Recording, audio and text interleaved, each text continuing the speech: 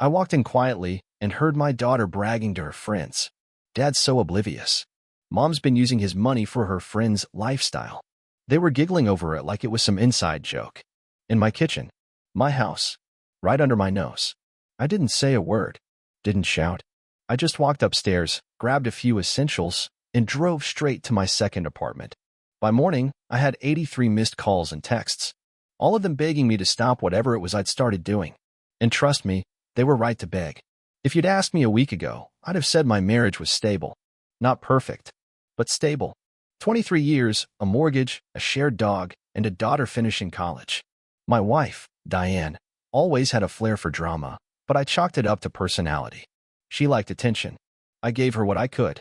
We had our routines. Tuesday was taco night. Saturdays were for laundry and coffee runs. And birthdays? That was my thing. I never forgot a single one. So when my daughter, Lily, turned 21 last Thursday, I cleared my schedule. Bought her a designer necklace I knew she'd been eyeing. Diane said they were going to dinner, just the girls, she said. I offered to join, but she kissed me on the cheek and said it was Lily's wish. All right. Fine. Let the girls have their moment. But something about that night didn't sit right. You know that itch in the back of your head? That faint alarm bell that doesn't shut up even when logic tries to mute it? So I did something I hadn't done in years. I came home early. Diane thought I was at the lake house with my business partner. And I was for about an hour. Then I got into my truck and drove straight back into town. When I stepped into the house, it was quiet, too quiet. No sounds of Lily's usual music or Diane's heels clicking across the hardwood. But as I passed the hallway, I heard voices coming from the kitchen. Not just voices. Laughter. I slowed my steps. Didn't announce myself. There were 4 of them. Lily and 3 of her college friends, sipping wine and giggling like it was spring break. And then I heard it. My dad is so clueless, Lily said, waving her glass like a wand. Mom's been using his money for years to pay for her friend mortgage. And he has no idea. The others erupted in laughter. Wait, the hot guy with the Audi? One of them asked. Yup, Lily said proudly. The one in the townhouse. Mom says he treats her better than Dad. That last part stung more than I care to admit. And your dad just keeps paying the bills? Of course. Lily scoffed. He's too old school to suspect anything. He still thinks Mom goes to yoga twice a week. Please. More laughter. I didn't move. Didn't breathe. I stood there, behind the wall, listening to my daughter roast me like I was the punchline at a roast nobody invited me to. I wasn't just hurt. I was humiliated. But I didn't storm in. I didn't make a scene. I turned, walked out the door, and headed straight for the downtown apartment Diane didn't know I kept. And that's when I started planning. Planning everything.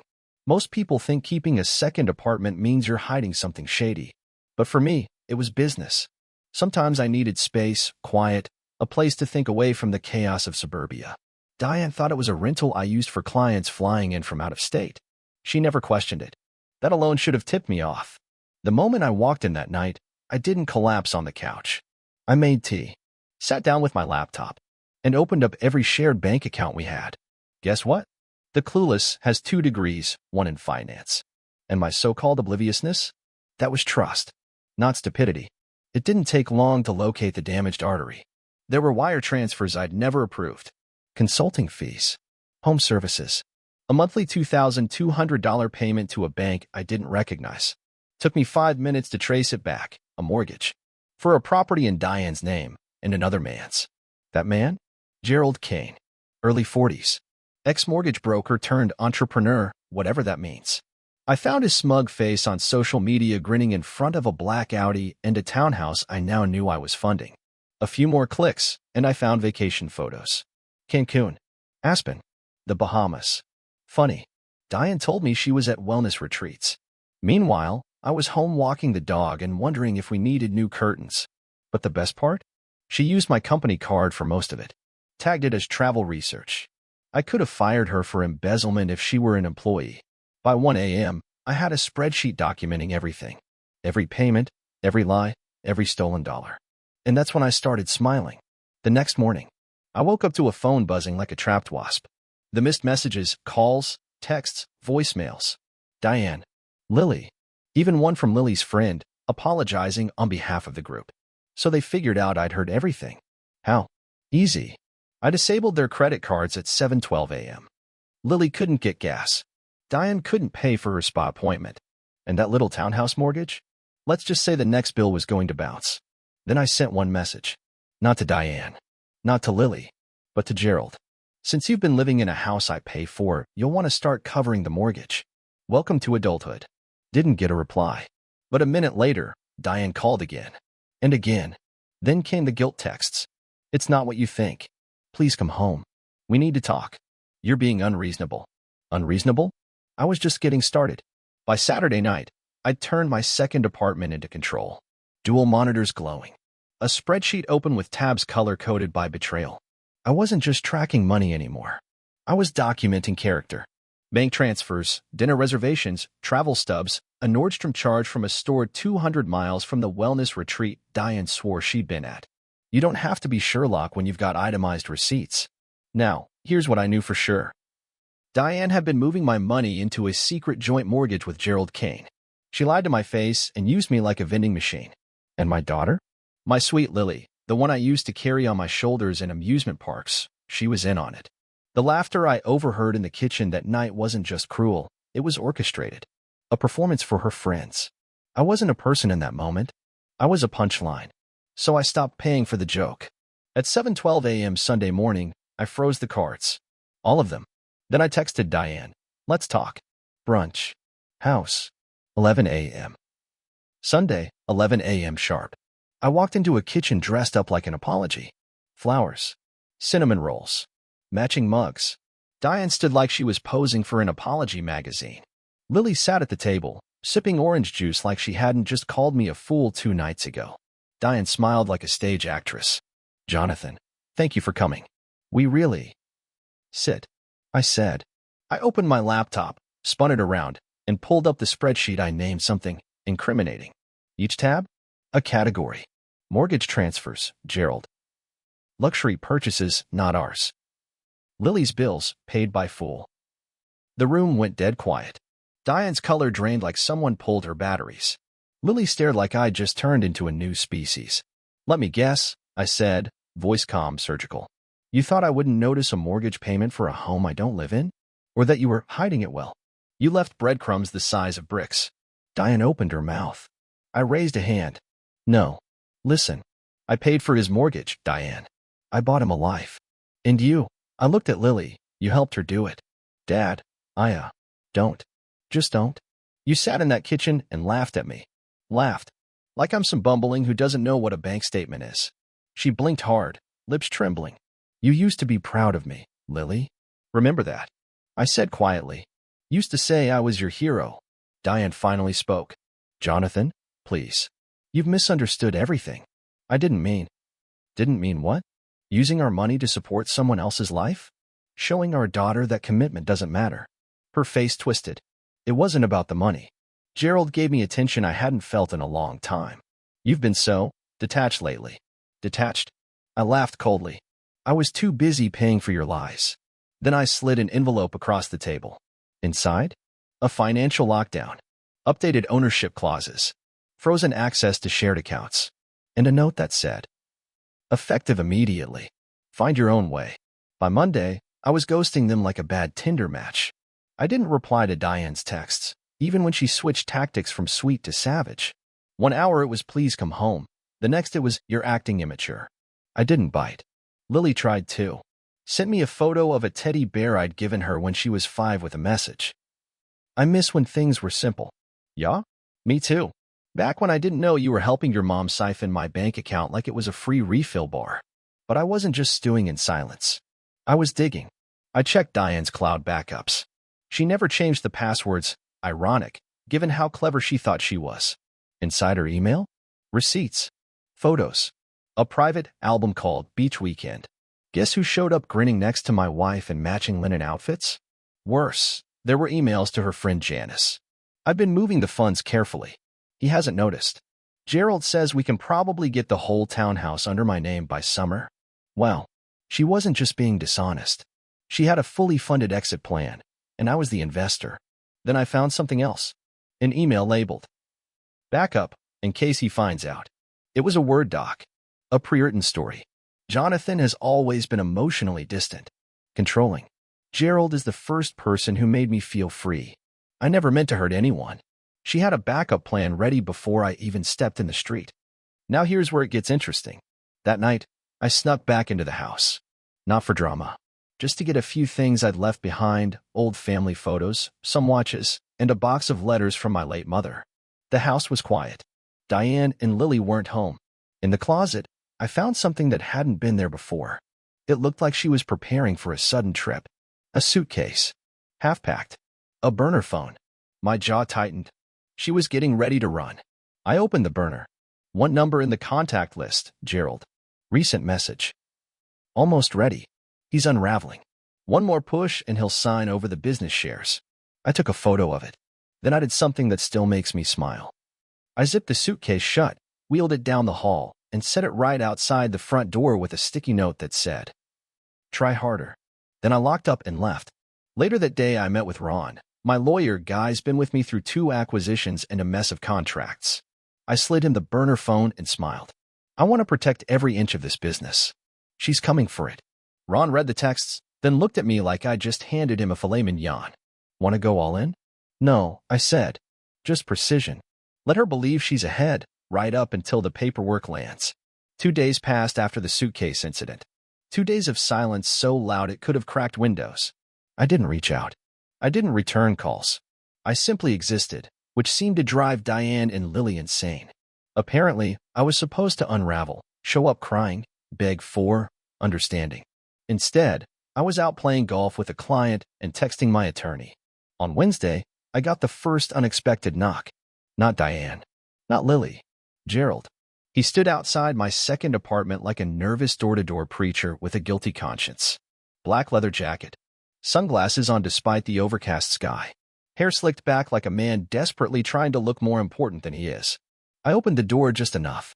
"Jonathan," he said, offering a half-smile like we were 2 buddies and not co-stars in his soon-to-be eviction notice. "Gerald," I replied, flat. "Didn't expect to see you standing up. Figured you'd be crawling by now." He shifted his weight. "Look, I'm here because things got complicated. Diane said some stuff. Made promises. I didn't know how deep your history was. It's not personal. Taking someone else's partner and using their money isn't personal?" I raised an eyebrow. "That's a new take." He licked his lips, clearly uncomfortable. "Look, man, I'm not trying to start anything. I just want you to back off. She's a mess right now. Crying all the time. Not eating. Lily's worried sick. Can't you just—" "Gerald," I said, stepping fully into the doorway, "I'm going to give you one free piece of advice. You were sold a fantasy. She made you think she'd walk away from all this with a check in one hand and your keys in the other. She won't. And you—" I leaned in slightly. "You'll be lucky to walk away without a lien." I closed the door gently. Let him stew in that. The next morning, Diane's turn. She showed up at my office.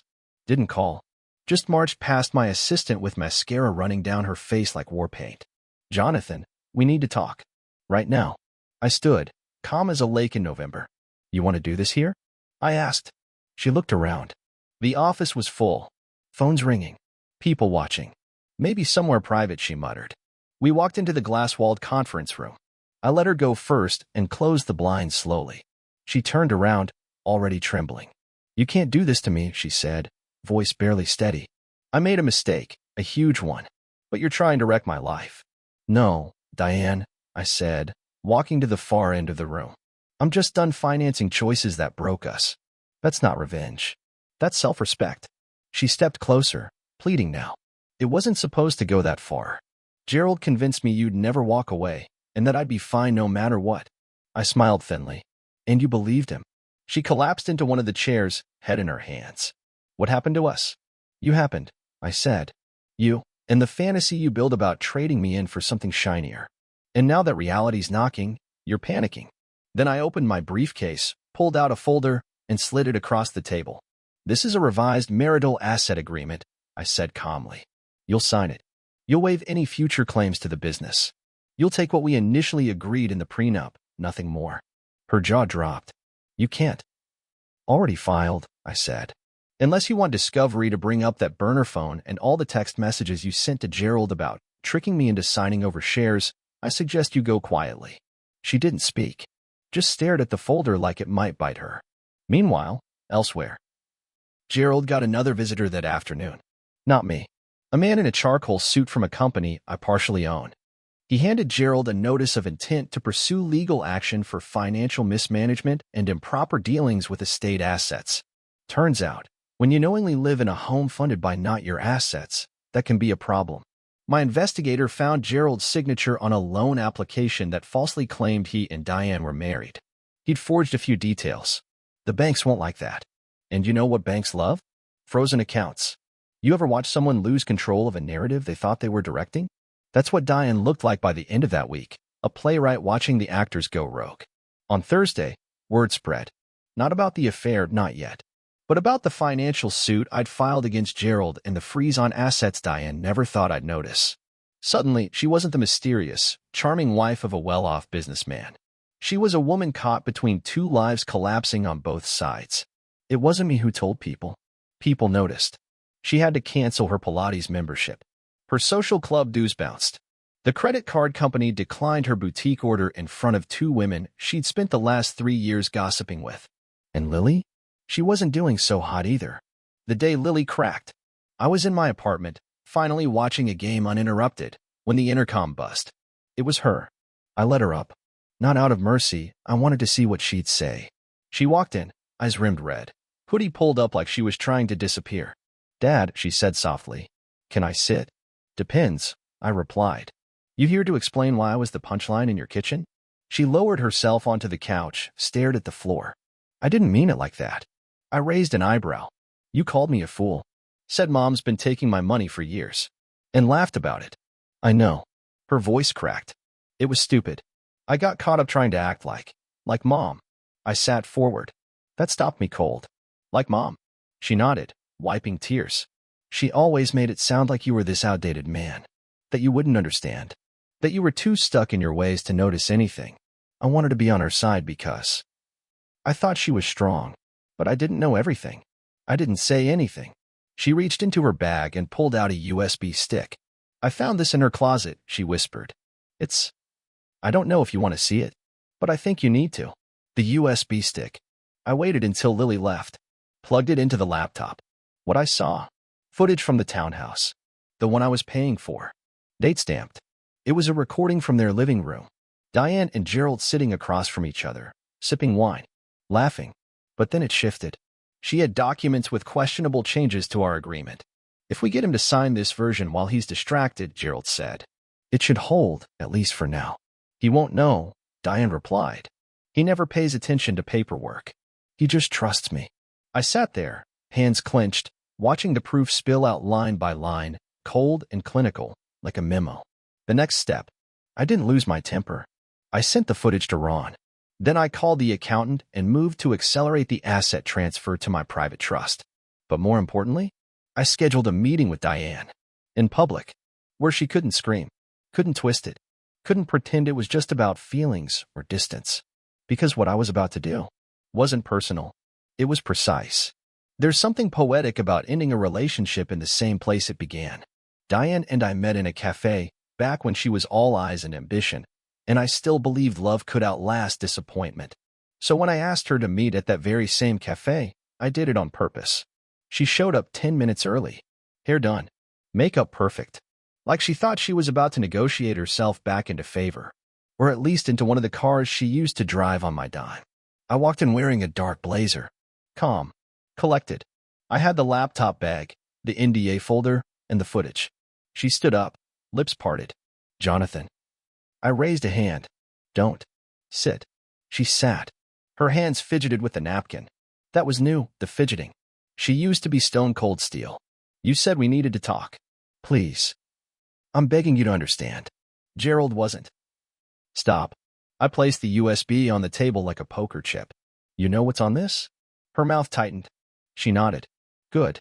I opened the folder and slid a document across. "That's an NDA. It states you will not speak about our marriage, my business, or any of the financials you've accessed for the last 15 years. In exchange, I'll allow you to keep the vehicle and your remaining jewelry. No alimony. No stake in the business. No accidental leaks to the media or social circles."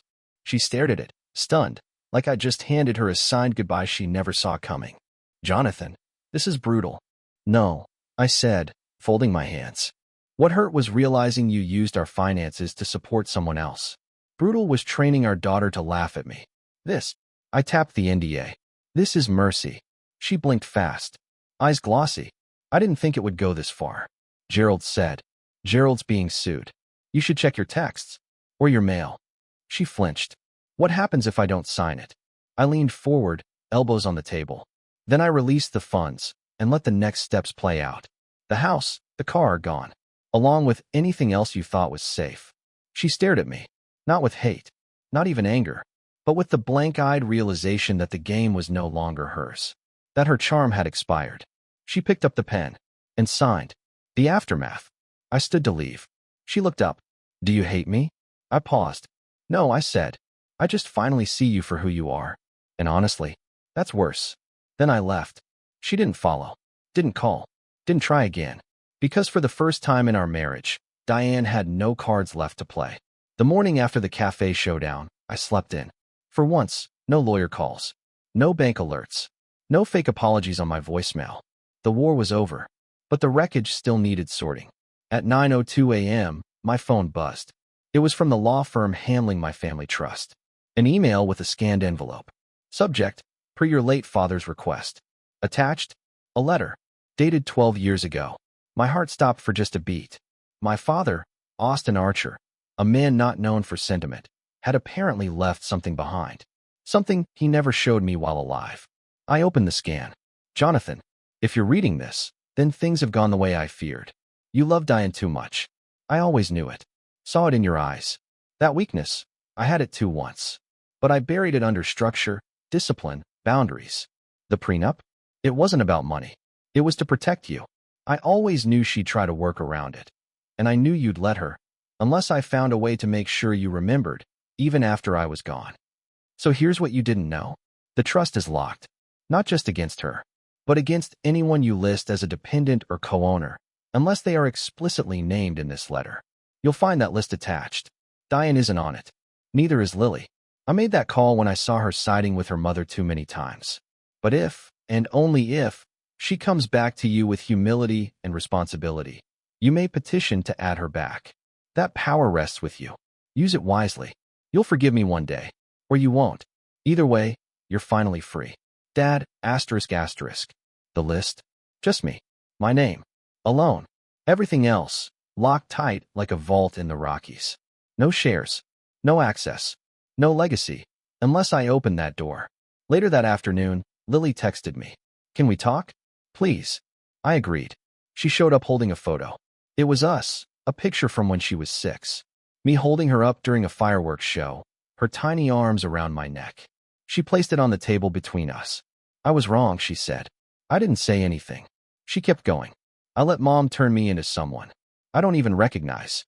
I thought she was powerful, independent, but she was using me the whole time. I watched her closely. For once, her words weren't rehearsed. I got a call from the university, she added. My tuition's unpaid. My credit card's maxed. I don't know how to fix this. You get a job, I said. You learn humility. Then maybe we talk. She nodded. Then, quietly, do I still have a place in the trust? I pulled out the printed letter, slid it toward her. Let her read the part where her name wasn't there. Her hands trembled. He thought I'd turn against you, she whispered. No, I said. He thought you already had. And he wasn't wrong. Her voice cracked.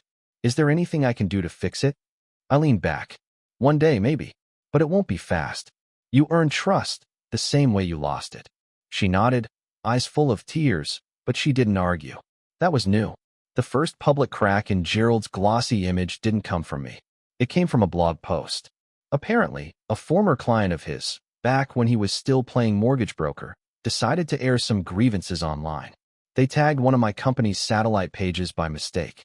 That's how it landed in front of my lawyer. By the end of the day, we'd confirmed it. Gerald had 2 prior complaints on record, both discreetly resolved, both tied to questionable paperwork. So I made a phone call, not to Gerald, but to a small but influential financial watchdog newsletter.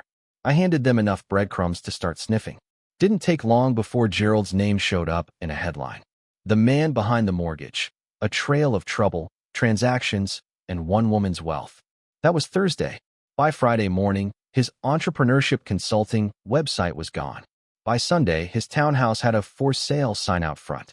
A little late, considering the lien we slapped on it. The interview request. That same week, I got a call from a local journalist, someone who'd covered my company's expansion years ago. Jonathan, there's been chatter. Unconfirmed sources. A situation building. Would you like to respond on the record? I paused. Tempting, sure. Air it all. Let the world see Diane and Gerald for what they really were. But then I heard my father's voice in my head. Control the silence, and you control the story. So I declined. No comment, I said. But you'll know who's winning by who's not talking. And then came the final message. It was a simple text from Diane. No emojis. No flourishes. I'm leaving town. Gerald's gone. Everything's gone. I don't expect forgiveness. But if you see Lily, tell her I'm sorry. I really did love you once. I just forgot how to be grateful. I stared at it for a long time. Then for the first time in weeks, I replied, you didn't just forget. You made a choice. And now you're living it. No response. None expected. That was the last time I ever heard from Diane. It's been 3 months since the last domino fell. Gerald? Moved to Nevada, last I heard. Still trying to peddle himself as a business guru on some low-tier video channel. The comments under his videos are brutal. I didn't write any, but I may have smiled at a few. Diane? Disappeared somewhere south. Mutual acquaintances say she's renting a studio apartment above a vape shop and working reception at a real estate office. Her social media? Gone. Like she never existed. As for Lily, she got a job. At a bookstore, of all places. She's showing up. Paying her own phone bill. Living in a tiny rental with 2 thin walls. She texts now and then. Nothing heavy. Just consistent. And that's more than I expected. The last breakfast. It was a Saturday morning. Cold, quiet, and full of sunlight. I made pancakes for one. Same ones I used to make for Lily when she was little. Poured the syrup. Sat down with a real newspaper. Not a single text bust. Not a single fake smile across the table. And I realized, I didn't feel victorious. I felt free.